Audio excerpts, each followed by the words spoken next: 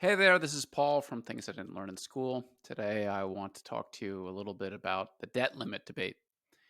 Um, I dislike bullies, though I really don't know what's worse. The bullies themselves or the people who passively observe their bullying.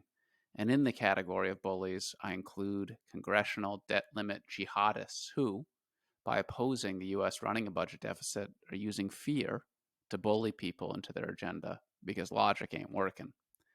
The overlap between those trying to force a default and election denialism is that domestic jihadists believe existing procedures are so broken that they need to destroy the system and begin anew. Default and overturning elections are thus extremist means to justify what they believe are noble ends. While they don't dress the same, and they're thinking they're like extremists everywhere, be they 1917 Russian revolutionaries or fanatics in the Middle East.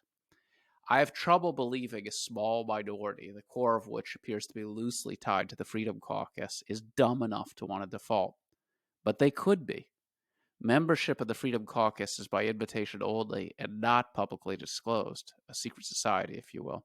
One of their supposed ilk, Representative Byron Donalds, a Republican of Florida, asserted that Biden was leading our nation to default, which is clearly not true. Debt limit chicken is a classic case of a low probability event with massive consequences, and there have been a lot of such events recently, like the pandemic in Ukraine. I also didn't think Putin would be dumb enough to invade Ukraine, but I still had to protect against the possibility he would by initially reducing and finally selling all of my Russian assets ahead of the invasion.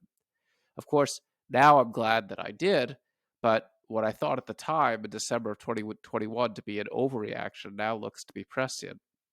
Sort of a case of Jack be nimble, Jack be quick. I'm worried enough about the default that I'm trying to protect myself as best I can, though it's sort of like trying to protect yourself from nuclear war. There's no good place to hide. A default occurs when a borrower stiffs a lender. In this case, mechanically, the lender is anyone who holds U.S. government bonds or T bills.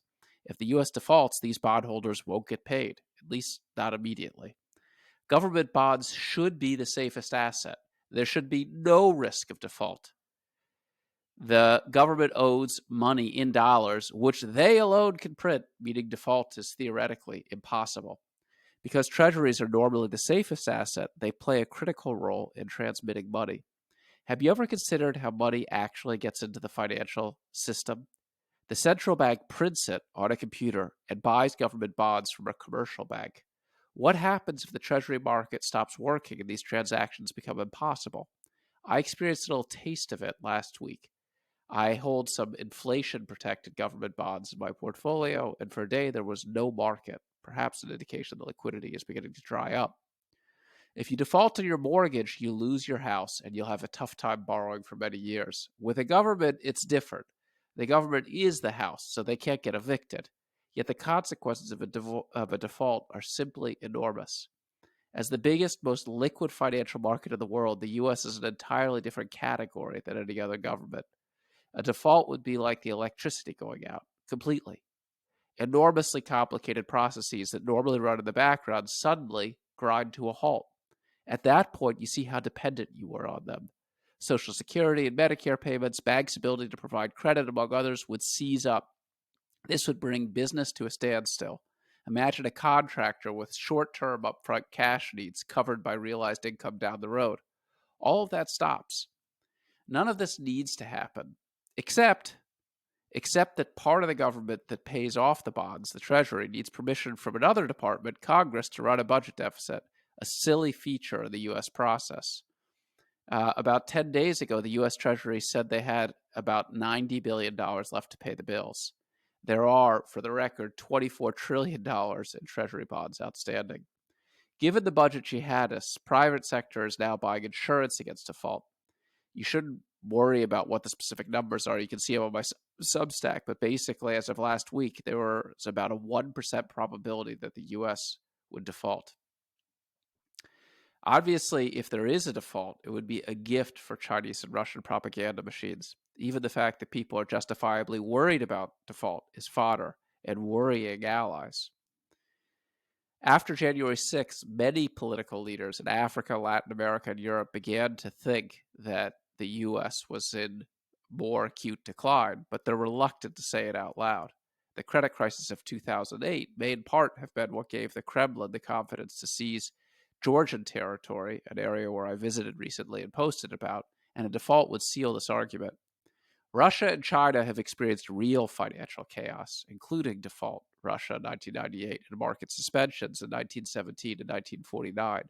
This chaos is a core reason why both these places are poorer than the US. Instability is toxic for wealth. Here's a little known fact: Russia's stock market returns from the middle of the 19th century up until the 1917 revolution were roughly equivalent to those in the US. Said differently, under stable, sane administration, Russia could have been about as wealthy as the US is now. The US foreign policy liturgy is free and fair elections, more or less orderly markets. If the US has contested elections and chaotic markets, the liturgy is tainted, like the supposedly holy Catholic priests convicted of abusing children. A robust and principled debate about government spending makes sense. Unemployment is low, about 3.4%, and the budget deficit is quite large, 5%. So something needs to give.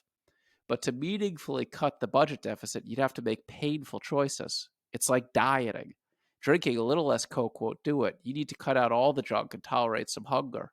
Liberals will argue we need to cut U.S. military spending, which would work, but means handing the Russians Ukraine and the Chinese Taiwan. Conservatives want to strangle funding for the IRS, claw back COVID spending, block green energy, and stop student loan debt relief.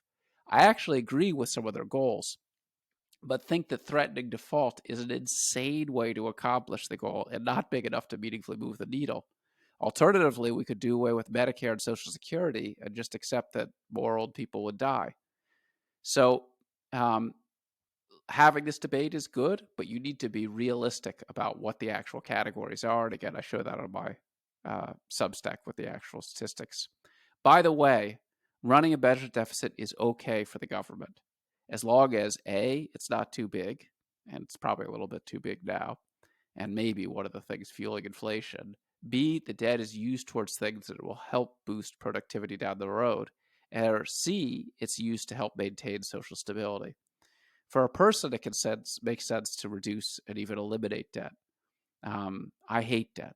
But for a government that can borrow in its own currency, that's not true. And it's really part of a longer term discussion. So in my Substack, I go into basically what the investment implications are for this and how I'm managing it. But I wanted to give you a taste of it in this conversation. So tune in and sign up to get this direct into your inbox. Talk to you later.